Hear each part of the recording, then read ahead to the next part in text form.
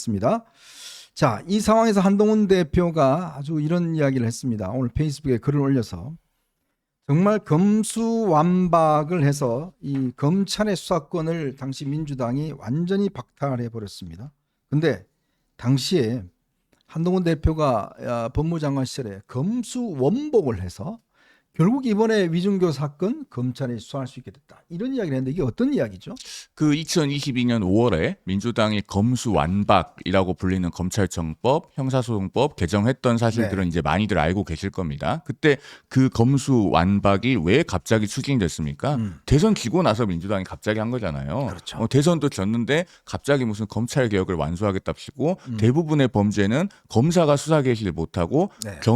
경찰만 할 수 있도록 그렇게 검찰청법을 개정을 합니다. 그랬는데 그 법이 2022년 5월 9일 그러니까 문재인 대통령의 임기 마지막 날 공포가 돼요. 네. 원래 그때 국회를 통과하니까 국민의힘에서는 문 대통령이 거부권 행사하고 가야 된다라고 이렇게 줄기차게 요구를 했지만 끝내 마지막에 국무회의 열어가지고 의결하고 공포를 했습니다. 그랬는데 2022년 5월 9일에 이 공포된 법률은 2022년 9월 10일부터 시행이 됐어요.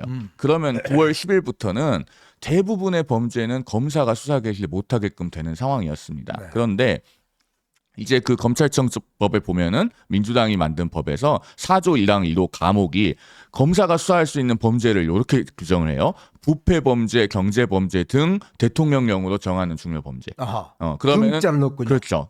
그 등을 넣기 위해서 사실은 그때도 국민의힘에서 굉장히 노력을 많이 했습니다. 중이냐 등이냐. 그렇습니다. 2022년 3월, 4월에 엄청나게 이것 때문에 그때 고생을 했었죠. 저도 그때 인수위에 있으면서 뭐 성명서 내는 것도 도와드리고 했었었는데 이 등을 이용해서 한동훈 대표가 당시 법무장관이었죠. 이 대통령령을 만들면서 검사의 수사 개시 범죄 범위에 관한 규정이라고 하는 대통령령입니다. 여기에 그 무고, 도주, 범인은닉, 증거인멸, 허위감정 통역, 보복범죄 이런 그 사법방해 범죄를 넣어요. 어허. 거기에 뭐가 들어가 있냐? 위증이 들어가 있습니다. 근데 사실 우리가 생각하기에 따라서는 무슨 뭐 도주, 범인은닉, 무고, 위증 이런 거 경찰이 그냥 수사해도 되지 않느냐 네. 이렇게 생각할 수 있잖아요. 그런데 사실 아까 제가 그 위증교사 사건 설명하면서도 잠깐 말씀을 드렸습니다만은 이런 것들이 다 사법방해죄이지 않습니까? 굉장히 중요한 범죄예요. 우리나라 사법 질서를 흔들어 놓는 아주 나쁜 범죄이기 때문에 그리고 법에 관해서 잘 알고 있는 법률 전문가인 검사가 수사를 해야 됩니다. 그런 차원에서 법무부가 그 대통령령 만들면서 위증을 포함을 시켜놨습니다. 네. 검사의 수사 개시 범위로. 근데 이게 왜 중요한가? 자, 그 이재명 대표가 김진성 씨에게 위증을 교사했다는 그 범죄 혐의는 언제 일어났습니까? 2018년 12월에 일어났죠. 그렇죠. 그 녹음 파일이 한참 뒤에 발견돼서 맞아요. 지금 재판을 받고 있는 거잖아요. 그게 언제 발견이 됐는가? 이 김진성 씨의 자택을 압수수색을 한 것이 2023년 2월 7일입니다.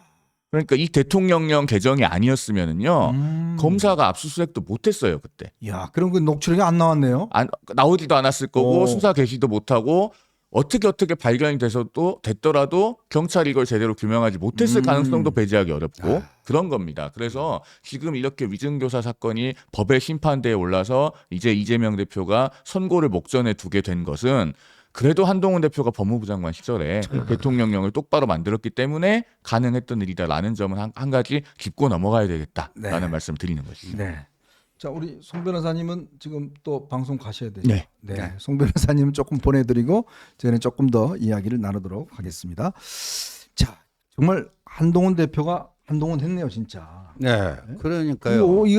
그때 검찰이 압수수색을 안 했으면 그렇죠. 이 녹취록이 세상에 못 나왔을 거 아니에요. 그럼요. 네. 이게 결국 스모킹 건이 돼서 지금 이재명에게 결정적인 이제 타격을 가하게 되는 건데 물론 이제 이런 장면까지 뭐 구체적으로 예상하고 그런 거를 했는지 여부는 뭐 본인이 그걸 뭐 꼭 그렇게 밝히지는 않을 것 같은데요. 네네.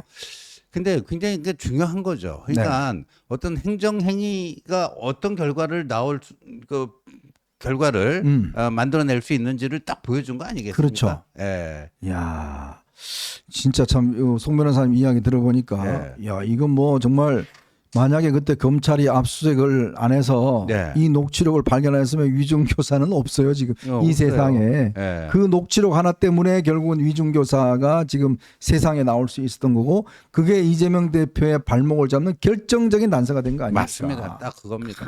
야, 그래서 참 신의 한 수였어요, 그게. 네. 신의 한 수. 예. 이 한동훈 대표가 뭐 예언자인가요? 아니 이거 뭐 이런 걸 미리 예측해서 다 하게 참 그렇습니다. 이게 여러분 그러니까 네.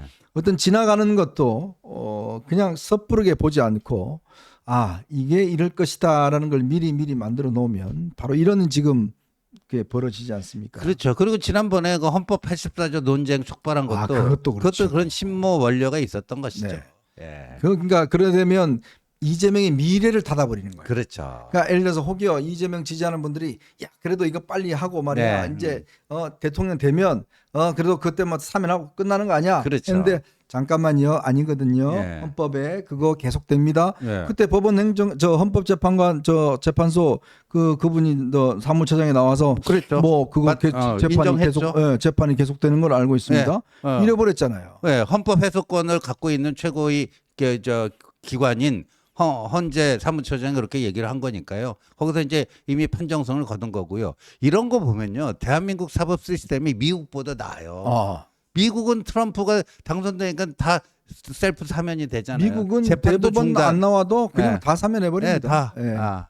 뭐 그게 뭐 옳다라는 분도 계시더라고요. 뭐 한때 보수 패널 보수의 농경으로 활동하시다 아이고. 한 분은 뭐 그런 게 옳다라고 또 글을 올리다가 아주 그냥 비난 댓글이 아주 쇄도하던데 네. 말이 안 되는 이야기죠. 예, 그럼 뭐 정치인의 정치 행위는 다 그렇게 어떤 뭐 선거 치면 끝이에요. 네, 선거 이기면 그러니까요. 뭐 안 하고 말이 안 네. 되는 소리죠. 네, 어쨌든 참 한 고비를 넘겼습니다. 넘기고 이제 아마 내일부터는 이제 또 새로운 아마 또 장이 펼쳐질 것 같습니다. 근데요, 절박한 쪽이 이깁니다. 저는 항상 그렇게 보거든요. 네. 절박한 쪽이 이긴다. 자, 민주당이 지금 절박할까요? 국민의힘이 절박할까요?